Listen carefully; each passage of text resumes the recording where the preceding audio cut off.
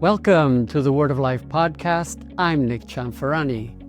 This month's scripture comes from Psalm 121, verse 2. My help comes from the Lord who made heaven and earth. In this episode, you'll hear from Ken Belchure, who found strength in the Lord during a tough time in his parish. You'll also meet Abigail Gregory, who in a hard moment at school found the Lord's help through her mom's love.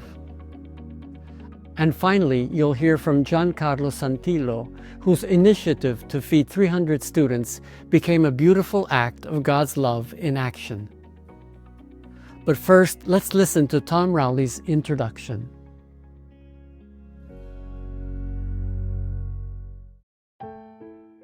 If we are honest with ourselves, we know that there are many instances in which we need the help of those around us. A problem exists when we hesitate to accept the help we need because of our inflated ego and the need to be viewed as someone who is competent and independent. Or perhaps we hesitate because we don't want to impose on those who offer help. I can do it myself is our attitude. This begs a question. Is this my attitude with God, who is anxiously waiting to help us in everything? The love He has for each of us is a love that only wishes the best, and all it requires is for us to ask and to trust in that love. He will always respond.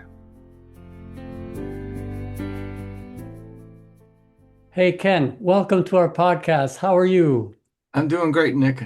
Good to see you. It's so good. It's such a joy to reconnect through this podcast. But before I ask you to share your story, can you tell us a little bit about yourself? I live in the Chicago suburbs. I have a fun job that I've been doing for 34 years. I've been married for 35 years.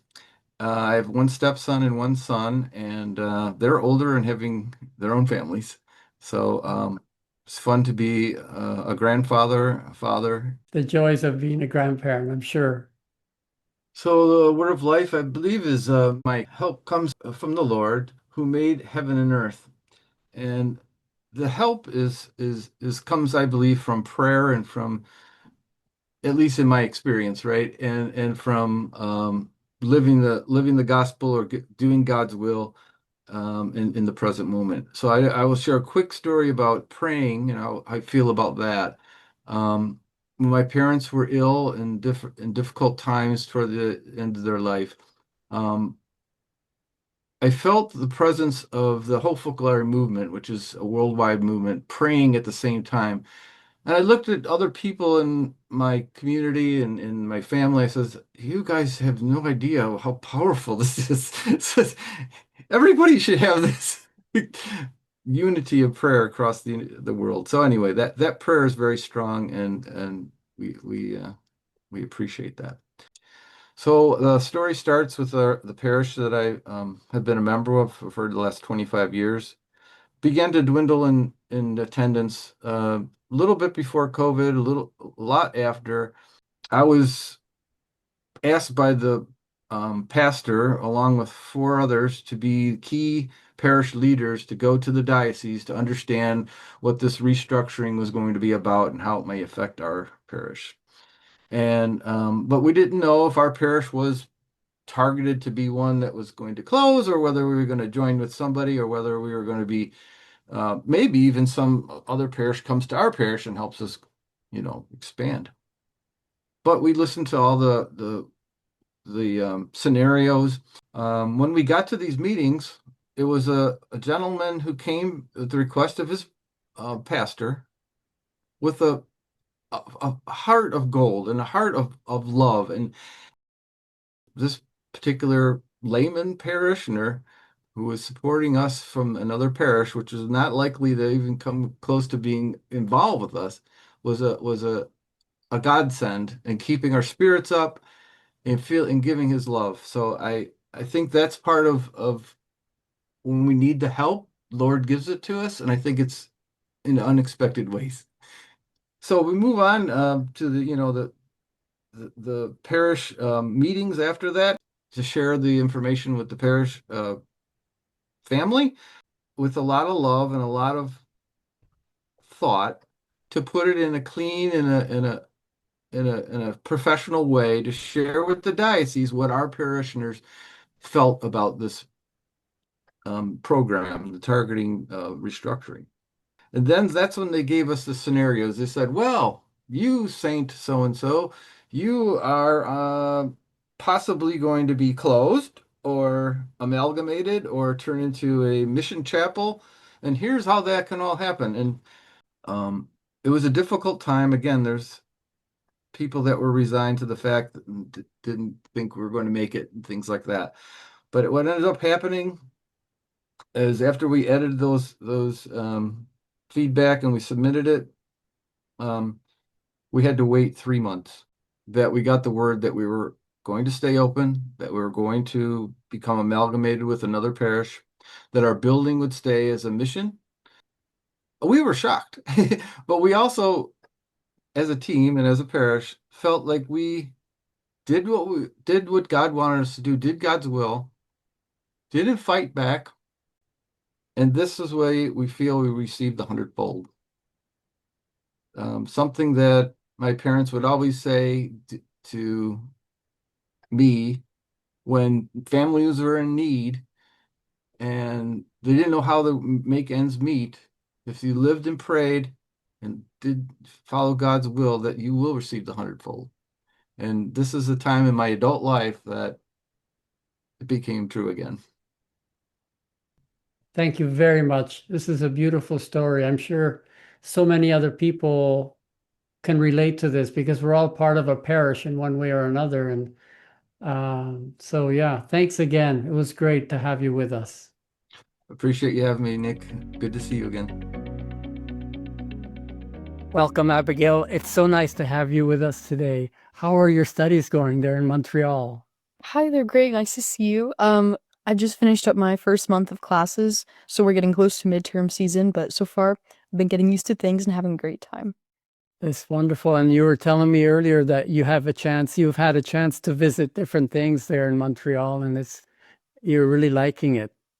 Yeah, so obviously, me and my friends have gone up Montreal, and I went with our outdoors club on a camping trip a few weeks ago as a sort of like orientation. And some of my friends, we've explored the city, like the old port and stuff like that. So yeah, it's been pretty great. Beautiful, beautiful. That's wonderful. Well, I wish you well with your studies for the rest of the journey. Thank you. But before I ask you to share, could you tell us a little bit more about yourself?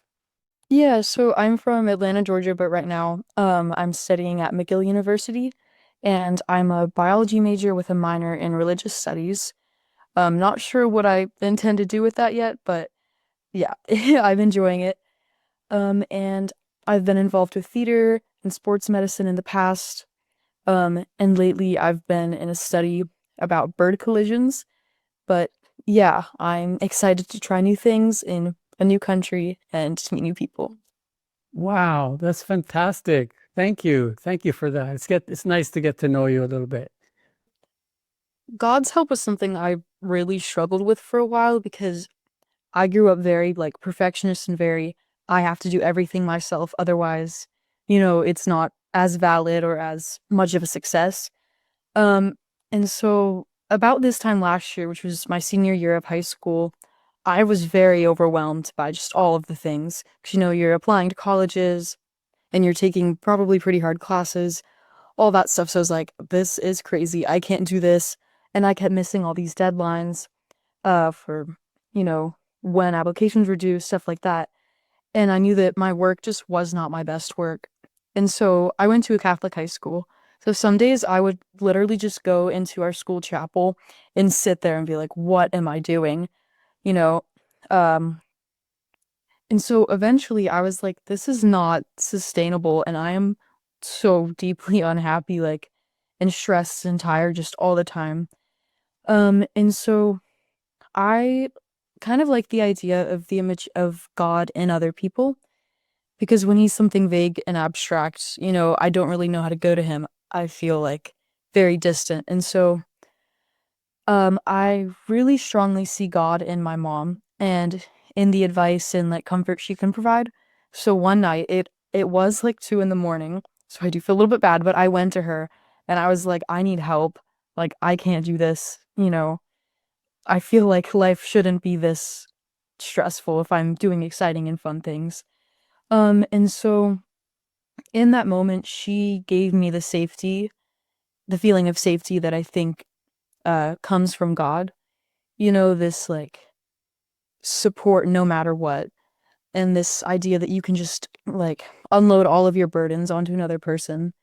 And even if there's a lot going on, it'll be okay. And so she helped me to sort of calm down and be like, really, you know, this is supposed to be something that's exciting and that's fun for me. And I'm allowed to struggle with it. And it's okay if I'm not like doing it perfectly, the first time. And ultimately I'll end up where I need to be. And like, I can do great things and I have done great things. And so, I'm still worth having, peace and happiness in my life. And so, yeah, from that point on, I think I got a lot better at going to other people when I was struggling and just allowing myself to be comfortable with asking for help and finding that sort of humility and like, I'm not capable of everything and I need support sometimes. And now, even just in like simple moments, like if I'm struggling to log into an account, I have like the confidence to call the IT support people and be like, hey, what am I doing? And that's so much easier than just stressing out because I don't know how to do it on my own.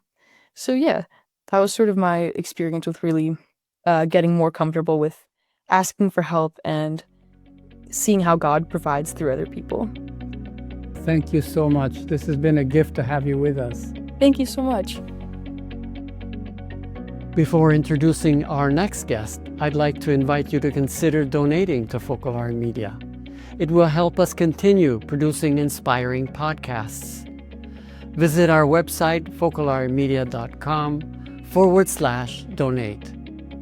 Thank you in advance for your support.